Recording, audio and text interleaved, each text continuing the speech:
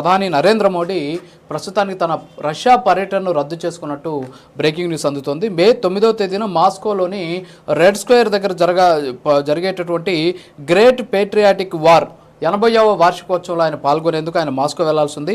అయితే ఈ కార్యక్రమంలో మోడీ పాల్గొంటారని చెప్పేసి ఇప్పటికీ అధికారిక ప్రకటన కూడా వెలువడినటువంటి పరిస్థితి. అయితే తమ దేశ విక్టరీ డేకి మోడీ హాజరు కావడం లేదని చెప్పేసి రష్యా కూడా ఇప్పటికే వెల్లడించినటువంటి సిచ్యువేషన్ కనిపిస్తుంది. అలాగే పహల్గామ్ ఉగ్రదాడి నేపథ్యంలో దేశంలో చోటు చేసుకున్నటువంటి పరిస్థితుల దృష్ట్యా ప్రధాని నరేంద్ర మోడీ రష్యా పర్యటనను రద్దు చేసుకున్నట్టు కూడా తెలుస్తోంది. అయితే ప్రస్తుతం నరేంద్ర మోడీ తీసుకున్నటువంటి ఈ పర్యటన రద్దు ఏదైతే అంశం ఉందో ఇది ప్రస్తుతానికి వారి మీద ఉన్నటువంటి అనేక రకాలైనటువంటి భిన్న వాదనలకు ఇది ఒక ఆజ్యం పోసినటువంటి పరిస్థితి. ప్రస్తుతానికి భారత్ పాకిస్తాన్ మధ్య నెలకొన్నటువంటి దౌత్యపరమైనటువంటి సమస్యలు కావచ్చు, పహల్గామ్ ఘటన తర్వాత చోటు చేసుకున్నటువంటి సంఘటనల నేపథ్యంలో భారత ప్రధాని నేషన్ ఫస్ట్ తర్వాత ఏదైనా అన్నట్టు ప్రస్తుతానికి ఆయన వ్యవహరిస్తూ ఉన్నటువంటి సిచ్యువేషన్ ఉంది. సో మొత్తానికైతే నరేంద్ర మోడీ రష్యా పర్యటనను రద్దు చేసుకున్నారు. రష్యాకు ఆయన వెళ్ళడం లేదు.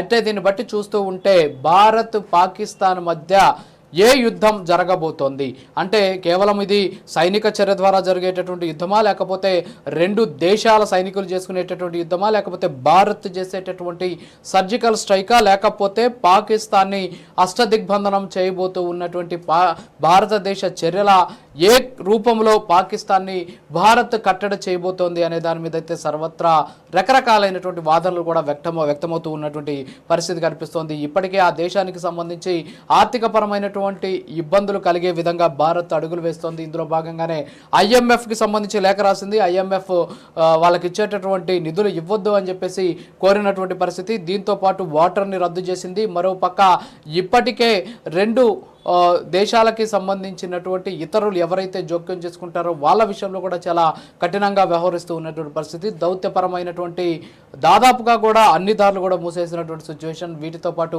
వాణిజ్యపరమైనటువంటి బంధాన్ని కూడా తెంచేసుకున్నటువంటి నేపథ్యంలో ఇప్పటికే అడకత్తెరలో పోక చెక్కలాగా ఇందాక మన భరతుడు గారు చెప్పినట్టు పరాన్నజీవిలాగా జీవిస్తూ ఉన్నటువంటి పాకిస్తాన్కి భారత్ అన్ని దారులను మూసేసి భారత్ని పాక్ని ప్రపంచ దేశాల్లో భారత్ ఏకాకిగా నిలిపేటటువంటి ప్రయత్నం చేస్తుంది. సో భారత్ తీసుకుంటున్నటువంటి చర్యల కారణంగా పాకిస్తాన్ ఈరోజు గిలగిలా కొట్టుకుంటూ ఉన్నటువంటి పరిస్థితి. ఆ దేశ ప్రధానితో పాటు ఆ దేశ ఆర్మీ చీఫ్ కూడా దాదాపుగా భారత్కు పాదాక్రాంతమైనటువంటి సిచ్యువేషన్ ఉంది.